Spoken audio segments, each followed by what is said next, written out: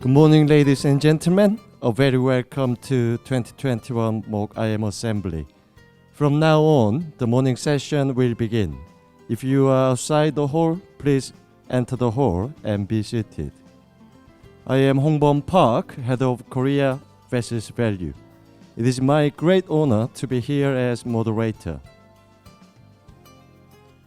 The first presentation is Team Lighthouse with the title LNG as Marine Fuel, Proposal for Safe LNG Bunkering Industry. Please welcome Team Lighthouse. Hello, we are Team Lighthouse. We participated in this mock IMO to show our interest in maritime industry and to improve our problem-solving abilities. We found out several problems using LNG as a marine fuel, so we will propose 3 solutions to make LNG bunkering industry safer. Thank you, IMO and the officials, for giving us the precious opportunity, and we will try our very best. Thank you. Good morning, Honorable Chair, esteemed delegate, and ladies and gentlemen. It is a great honor to present our proposal at this mock 2021 IMO Assembly. We will be presenting LNG as marine fuel, proposal for safe LNG bunkering industry. Why do we deal with LNG as marine fuel? Because of IMO 2020 regulations, shipping companies have to choose several fuels to satisfy the regulations. Our team believes that LNG is the best alternative. Despite many advantages, LNG still has several drawbacks.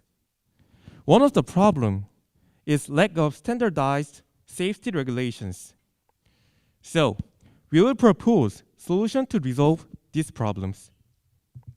These are the contents of our presentation.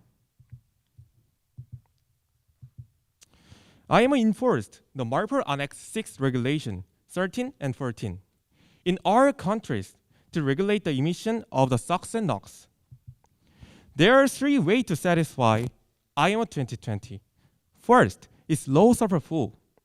It has a fatal drawback. This type of fuel has not enough supply to be universal fuel. Next is scrubber. It is environmental friendly, but it is costly, and there are possibility for additional regulations, depending on the type of scrubber. The best alternative is LNG-fueled ship. First, it produces remarkably low amount of air pollutants. Second, it complies with IMO standard for NOx and SOx emission. Third, it reduces carbon dioxide by 30%. Last, it has a good prospect. LNG infrastructure is expected to be expanded in the future. So, LNG fuel has the highest possibility of universalization. DMVGL shows that LNG-fueled ship will increase rapidly. In 2026, there will be almost 500 ships operating. LNG infrastructure is growing rapidly. It can now be delivered to vessels in some 96 ports, including most of the main bunkering ports, with a further 55 ports in the process of facilitating LNG bunkering investments and operations. However, there are several problems when using LNG as marine fuel. The leaking problem is also mentioned in the IMO document.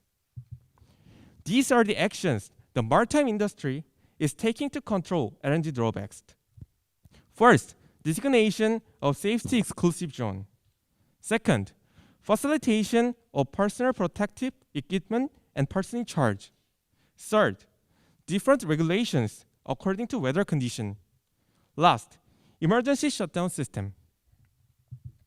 IMO IGC code, IMO STCW deal with safety regulation related to LNG bunkering. Although there are various regulations, Team Lighthouse thinks that these actions are not enough. The absence of the standard or obligation of the regulation had caused many incidents. For example, in 2015, at the port of Barcelona, LNG vapor released from the tanker. This series of events stress the necessity for enforcement and standardization of safety regulations. Our proposal is related to TDCS 16, propulsion system and alternative fuels. Our proposal under the IMO strategic plan are SD2 and SD3, which is integrate new technologies into the regulatory frameworks and respond to climate change.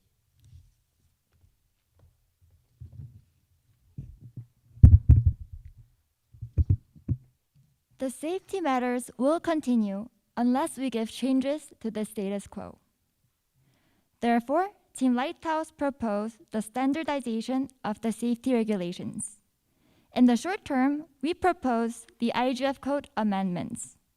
And to ensure long-term effects, we propose the organization of a working group under CCC to continuously update the code.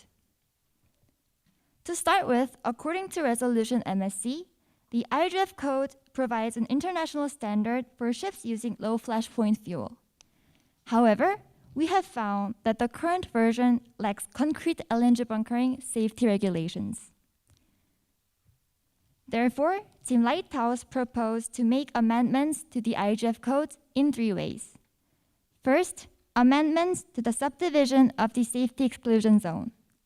Second, amendments to the guidelines for the subdivision regarding various factors. Third, amendments to the safety guidelines for the personnel.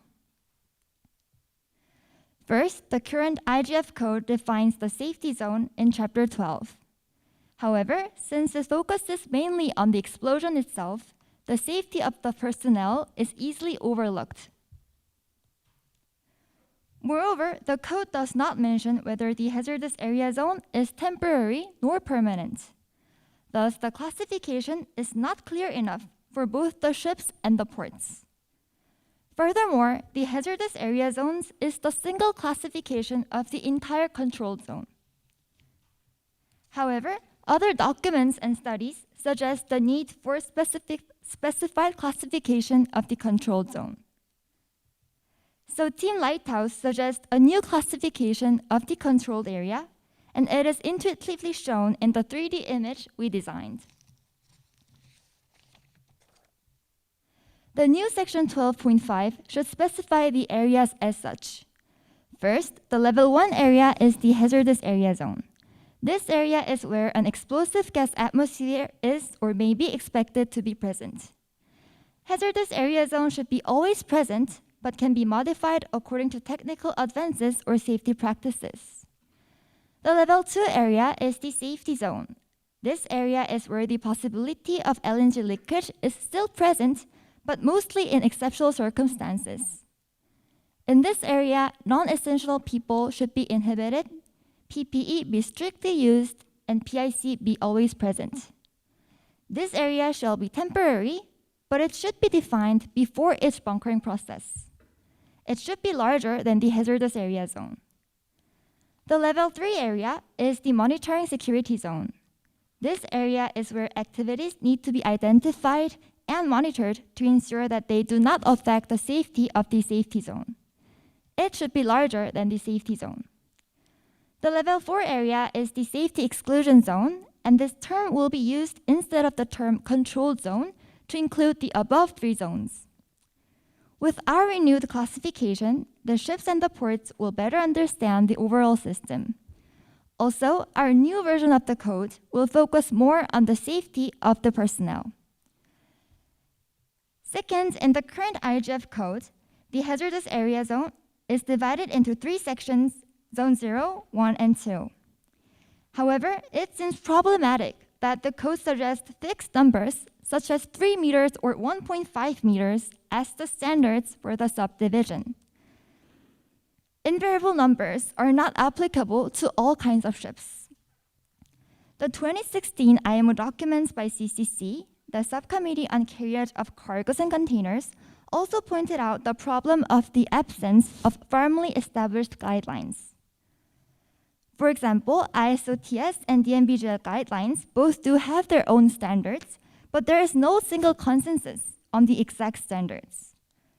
Therefore, our team believes that the code should suggest various factors that can be applied to ports and ships of every situation.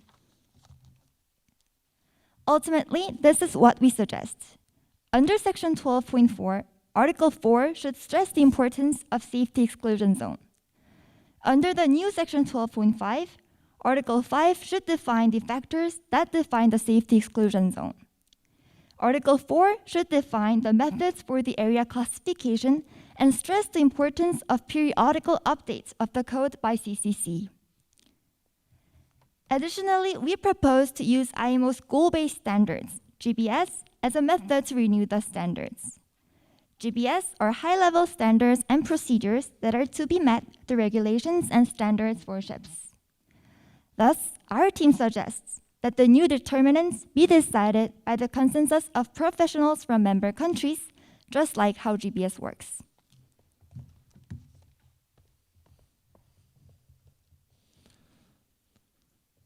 Additionally, we believe that there should be safety guidelines for the personnel because the safety of the personnel on ship or near ship should be the top priority in case of danger.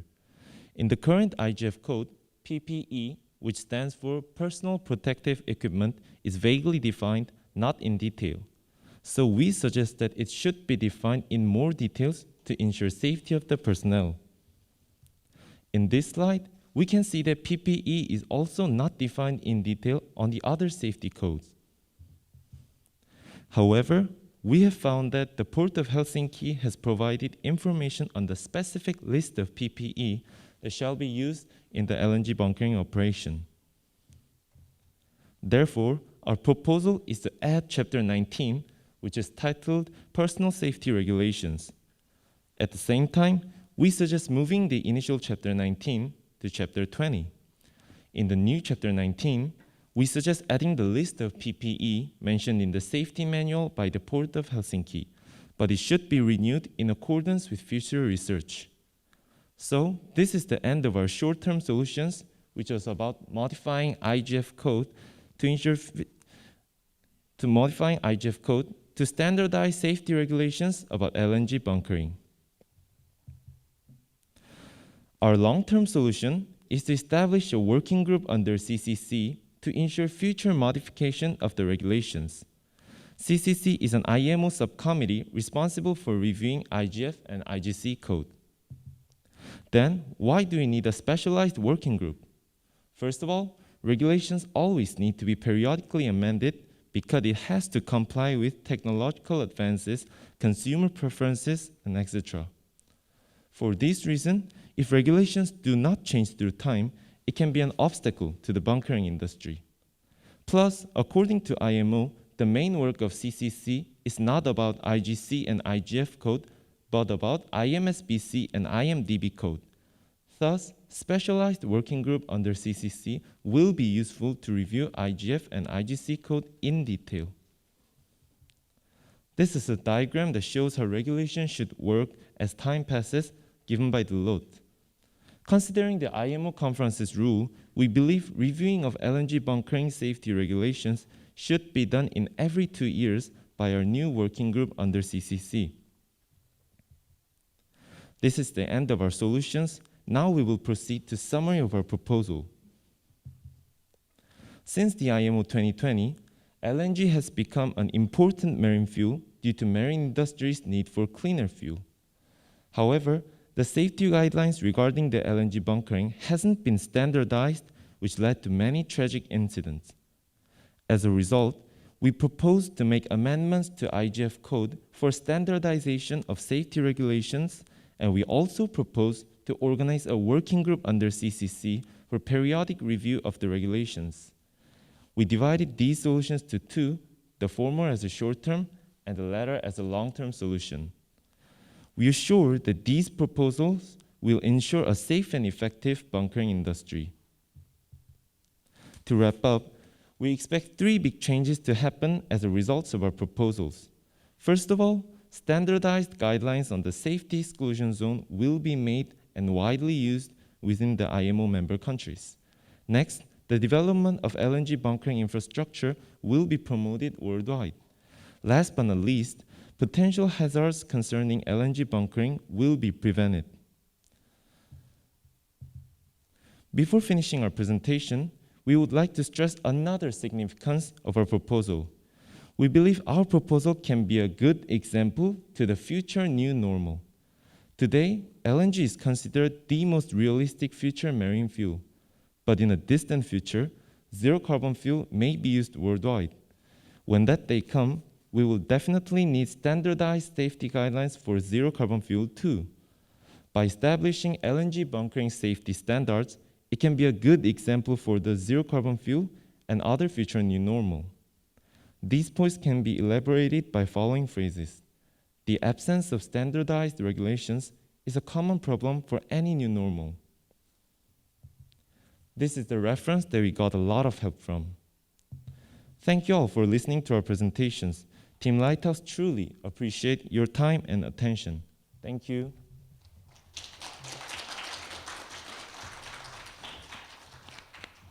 Thank you, Team Lighthouse, for great presentation. We will have a 10-minute Q&A session, so if you have any questions, please raise your hand. From George first. Yes, please. Thank you, Team Lighthouse, for your excellent presentations. You stated that LNG is the best fuel, alternative fuel. However, as illustrated in your slide number 8, could you explain why the number of LNG-fueled ships remains stagnant instead of growing? That's my question.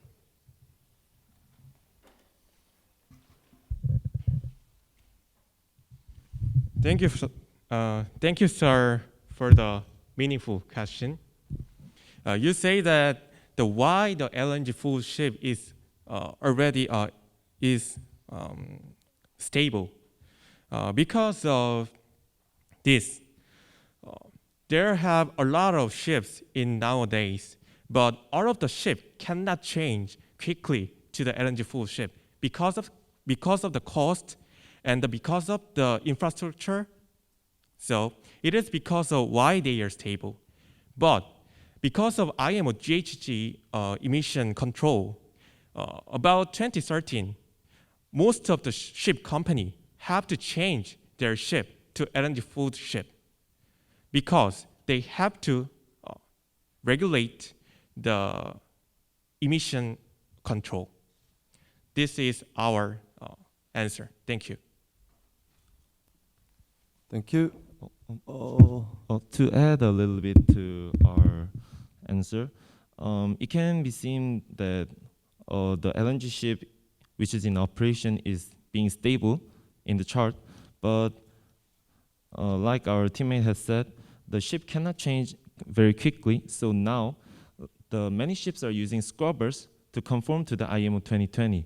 But however, in the LNG ships that are on order, you can see that it is increasing. So we can say that in the future, the LNG-fueled ships will increase in rapid speed. Thank you. I will take another question from participants first, and then we'll get back to Josh. Yeah.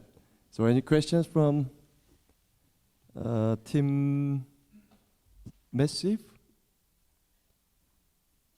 Oh, sorry, Peace of Mind. Yeah. Thank you, Chair, and thank you for the excellent presentation. On the first solution regarding the standardized guidelines, the delegates mentioned that the precedent regulations, since they had exact meters, that was a problem due to lack of flexibility. But however, this delegate believes that a standardized regulation should have a fixed number for us to guide member nations to adapt more easily. So this delegate believes that not mentioning the straight numbers could cast confusion. Is there a reason why the team believes that leaving the numbers vague was a better solution? Thank you. I'm sorry, but can you repeat the question one more time? cannot hear it. To repeat my question once again, the team has mentioned that the solution that was presented before had a problem because the numbers were strict and it was exact. But this delegate believes that that is an important sector of a regulation because it provides a strict guideline to the member states. But in the solution that the team mentioned, the numbers were vague and it was left vacant. Is there a reason why the team Lighthouse believes that was a better solution than providing a strict number? We believe, thank you for your thoughtful question, ma'am. We believe that the standards that the code gives to the ports and the ships should be applicable to all kinds of ships and ports in every locations and every countries and every ports and ships. However, if the regulations are given as strict numbers like 3 meters or 1.5 meters, it cannot be easily applied to every ships, and so that will decrease the efficiency of the safety regulations of the code. So we believe that there should be rather various factors for the ships and the ports to apply to their own circumstances in every bunkering situations, and that will rather increase the efficiency of the safety regulations. That is what our team believes. Thank you. Thank you. Question from Judge? Yep. Thank you very much for your excellent presentation. The sea transport of LNG was done in 1959, already 6 years. And LNG industry is very highly matured and stable. And the IGC code and IGF code is periodically amended by working group on the MEPC committee. So you suggested subcommittee for the LNG bunkering safety, but that is very specific item. I want the subcommittee for the very specific item is truly necessary. What do you think about? Thank you for the thoughtful question, sir. But we have provided the solution, which is about establishing a working group under CCC, not making another subcommittee about bunkering industry. So we also thought that making a new subcommittee would be really specific and it would not be applicable to the IMO regulations. So we thought that it would be better to make a working group under CCC to specialize on the bunkering industry safety regulations and reviewing of it. Thank you.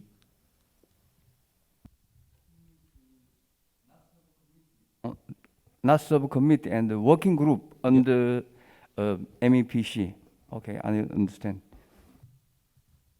Additionally, we thought that the working group is more realistic in the IMO. So we choose working group rather than the subcommittee. Thank you. Question from Mare Nostrum. Distinguished delegate, thank you for your presentation. On the presentation, it is mentioned that the LNG is the best fuel. In the case of LNG, it is defined as an intermediate fuel, and the initial strategy stipulates the other fuels such as hydrogen, ammonia, zero carbon, and fossil-free fuels should be developed as a long-term strategy. So could we really say that LNG can be considered as the best fuel since they emit carbon during ship operation? Thank you for the thoughtful question, sir. We do realize that LNG is not a long-term best future fuel. But however, to apply the hydrogen fuel or ammonia fuel now worldwide, it is hardly possible because there are scarce infrastructure related to it. So we believe that to conform to IMO 2020, many companies and marine industries are using scrubbers, but it will temporarily move more to LNG fueled ships. So we think it is is urgent problem to make safety regulations for the LNG fuel ships now, and as we said, as the future action, when the day comes for the ammonia or the H2 fuel, then there will be also there will need also safety regulations. When that day come, our safety regulation would be a good example for them too. Thank you. And to add on his answer, we would like to say that the IMO Assembly focuses on short-term agendas, like in 2 years.